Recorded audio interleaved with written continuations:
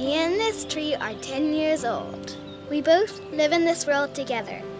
If we don't look after nature, it won't look after us. One company that understands that very well is Smurfit Kappa. 10 years ago, a seed was planted within that company. It was an idea that sustainability should be in every fibre of what they do, especially in the areas of climate change, forest, water, waste, and people. In those 10 years, that idea has grown up, and it has started to make a big difference. They have reduced CO2 emissions by 23%. They manage forests in a sustainable way.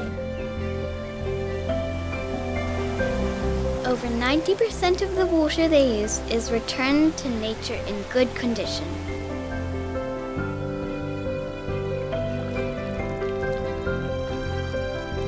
The amount of waste sent to landfill has been reduced by 13%.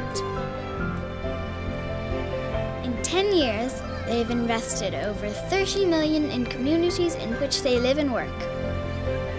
And all that helps make it a better future for all of us.